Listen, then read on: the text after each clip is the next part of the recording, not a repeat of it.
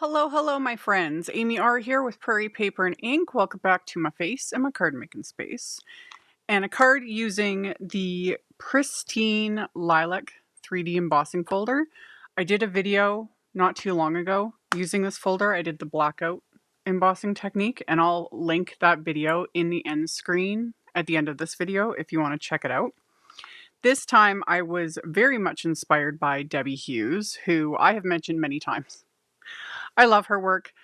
She no longer does videos. However, I will still pop a link to her YouTube channel in the description box below the video because it's worth checking out her like back content and whatnot. And then I'll link to her blog post that she did using this embossing folder, and she embossed watercolor paper with it and then watercolored it. And I just couldn't get it out of my head. So I also embossed mine on watercolor paper. I did really simple, messy watercolor. I genuinely think anyone can do this because I basically just slapped the color on. And I pulled out my little sewing machine, got my little purple thread on there, and did a little bit of sewing on there just because I didn't film that part. I've talked about this because my camera films straight down. It is just, and I wasn't sure if my sewing machine was going to work because the last time I used it, I was having a lot of difficulties, but this time it was fun. So anyway, I also have a playlist of videos I've done using embossing folders because I've done a lot. I didn't realize I've done that many. There's, I think, over 100 videos in that playlist. I'll have that linked in the end screen as well. And then, of course, I will link to all the supplies I used in the description box below the video. My product links are affiliate links. That just means that if you click on one of my links and then end up placing an order, I do get a little kickback from that at no extra cost to you. That is what helps keep my lights on, pays the bills, enables me to keep bringing out content. And yeah, let's get into making the card. So I corrupted or lost, I don't even know, the footage of me embossing this watercolor paper, but it was my standard go-to, which I'll actually show later because I'm going to emboss this panel again. But I ran this panel of watercolor paper through my Empress die cut machine with one cutting plate and the Pristine Lilac embossing folder. Now I'm actually using like a really cheap watercolor paper that I just have in my stash. It's quite thin. It's like maybe a 90-pound weight. So I'll link to like distress watercolor paper, which is somewhat similar in thickness. However, I noticed in Debbie's blog post, she used her Arches watercolor paper, which she's really good for that. She uses the good stuff and, makes beautiful cards. And I was just surprised because I've mentioned in the past that I find that, or I've never done it, but I always thought that like that heavy of a watercolor paper would wreck my embossing folders because Arches watercolor paper is like 140 pounds. Like it's heavy. But she did it. And now I'm curious. I'm going to have to try it. But I already had this panel embossed, so I went with it. I taped it down to a hardboard with just a very low tack tape, like painter's tape, anything like that will work. And that just helps hold everything in place because I'm going to paint the whole thing, add a fair bit of water, and that makes the paper curl a bit. So taping it down just keeps everything a little flatter. And then for my actual watercoloring, I'm using this little Altenew watercolor palette that I have had for years. I've used it in a bunch of videos. Any watercolors will work. You could do, the good ones. You could use tube watercolors, palettes, anything. Honestly, I hadn't used this one in a while, and I was like, I'm gonna. So that was the thought process on that. And I just used a couple of the really light shades, or I just added a lot of water to that slightly darker blue shade. And I did my background first, off to the side, off camera. I do have a jar of water and a cloth so I can, clean my brush, get water, etc. And then for the actual like lilac bloom, I just took the one purple shade from the palette, mixed it up. And this first layer, I've added a bit more water, so it's a bit more thinned down. And I am just slapping the color on. I have sped this up quite a bit in editing, but honestly, this was very simple. Like I just slap that color on. And it naturally kind of gathered here and there because this is embossed watercolor paper. So, the color settles into, the dips and the divots, things like that. And then I had wiped my brush off, so it was mostly just water on it. And I used that to kind of soften those edges, make things a little messy. You saw me splatter a little bit of it on the background, just having fun with it. And yeah, again, highly recommend checking out Debbie's blog post. The way she watercolored hers is just ethereal, would be how I would describe it. Mine, not so much, but I still have fun. So this bit I dried with my heat tool just to speed up the drying process. And then I went in with a little bit more color, a little less water to add some detail. And again, I'm just kind of slapping the color on. I was just kind of picking out the little, blooms here and there and just painting them, but not worrying about it too much. I've done sort of no-line coloring in various ways with 3D embossed images, and it depends on the image, it depends on the type, but I found this one just simple, I think because it's specifically a lilac, and it's a cluster, and for me, it doesn't need to be super defined, if that makes sense. So I found this really therapeutic, because sometimes when you're doing no line, it can, for me anyway, it can almost get stressful because it's a lot of work, a lot of patience, which I don't have a lot of time. This didn't take that long, and I just found that I just went with it. Let it be loose, let it be messy. Let's just do it. So after I added the little darker bits and a little bit more splatter, dried it again. And then for the greenery, I just added greens to the palette there. I just keep that middle area the same because I use them all the time. So mix those up, and then this first layer, more water, less color, and it's just slapping on the color first, like letting it go past the defined edges. That's what I kind of mean by messy, as I am purposely going past the defined edges of the image.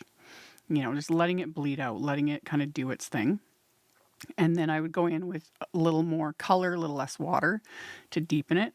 And then I added a little bit of brown there to do sort of the stem. And then I mixed the brown with the green just to like neutralize it a bit, and added a little bit of that. And then I would just kind of pull that out, soften it, add a little bit of splatter. And then I'm going to fully dry this. And that was it for the actual like painting. Like I said, this was fairly simple. And I know for some this might sound like really, but once you've played with watercolor, and I mean messy watercolor, I've done a lot of messy watercoloring over the years. It is fun. It's very intimidating in the beginning, but once you start playing around with it, and again, intentionally going past the lines, going past whatever the defined image is, it's fun. It's fun. So once it was fully dry, I removed the tape. I flipped it over, and I'm lightly misting the back of this with water. This just softens the paper. This is what I did in the beginning that I didn't film. So I've misted it with a bit of water to soften the watercolor paper. And then this is going to fit right in. I just shimmy it until it basically sort of clicks into place. Because when you color over a 3D embossed image, the moisture of what you're coloring with, even if it's things like alcohol markers, I've found sometimes, it's softening the paper. So it'll start flattening out that defined edge of the embossed image. So once I fit it back into the folder and it fit back into place, I run this through my die cut machine again, and that redefines and represses in the detail and just gives it that little extra something. So I did that. I let it fully dry again before this step. I would never have thought to do it with this, but Debbie mentioned it in her blog post, and I was like, oh, she used a sanding block to kind of remove a little bit of the high points here and there, and it creates like natural highlights. And I was like, okay, she's brilliant. Brilliant. I love it. So I took a sanding block, and with mine, because again, I use very thin watercolor paper, I've just very lightly sanded it, not much. So mine didn't create much of a difference, but it's a little bit there. And then, of course, I'm going to add more splatter. Y'all know. So I put this into my splat box, and I put some white gouache onto my palette, thinned it out with a little bit of water, and then fairly heavily splattered this onto the background. And then I add even more water to it. And the more water you add to the gouache, the thinner it gets and the more transparent it gets. So yeah, I added a little bit more water to what I had there on my palette, and then just added more splatter because it just adds like extra texture and whatnot. And then this, again, I let this fully dry. And then I took some gold to splatter on this just to give it that little extra something. So added that, let that dry as well. so that I don't smear things, etc. And once this was fully dry, which with splattered doesn't take very long, I then trimmed this down. It was originally like roughly like 6 inches by 4.5. And I'm trimming this down to about 4 inches by 5.25. So just slightly smaller than an A2 card base. So I trimmed it down, and then I took my little Tim Holtz paper distressor and just lightly went around the edges with this just to rough up those edges a bit. I didn't go hardcore. It just depends on my mood. Sometimes I'll really, push on this tool and like rip up the edges. It just depends. But I just did it really lightly and curled up the edges. And then I did just a little bit of messy sewing with some purple thread just in the corner and the bottom portion there, just to give it a little extra something. And yes, I leave threads out. I know I have a lot of people that watch my videos that sew, quilt, etc. So I very much understand that, me leaving the loose threads, I think just drives some of you crazy, but it's a card, it's just paper. And I don't know why. That's another thing. I like the loose threads. I don't know. I just like it. It's like extra texture or something. So I did all that. And now I'm using Simon's Eggplant cardstock and the CZ Design Simple Thank You Basics stamp set, one of my favorites. And I gold heat embossed one of the images, or one of the sentiments, onto this Eggplant cardstock, which it'll never get old. Heat embossing, especially with metallic embossing powders, love. And then I use my microfiber cloth to buff away that excess anti-static powder. And then stay tuned. I don't have a link for it because it's not available yet, but there are coordinating dies coming for that Thank You Basics set. And I wasn't going to fussy cut that sentiment when I already have those wafer dies. So that's what I did with the sentiment. Anyway, I then took up just a panel of thin white cardstock and I stamped one of the sentiments from the same stamp set onto it with VersaFine Clair Monarch ink, just deep purple ink. And the little hearts are also from the Thank You Basics set, and I stamped those with Simon's Lilac and Orchid inks. And then my card base is this same Eggplant cardstock, and I cut the panel to 4.25 by 11 inches, scored it at 5.5, so it's going to be a top folding A2 card, 4.25 by 5.5 inches.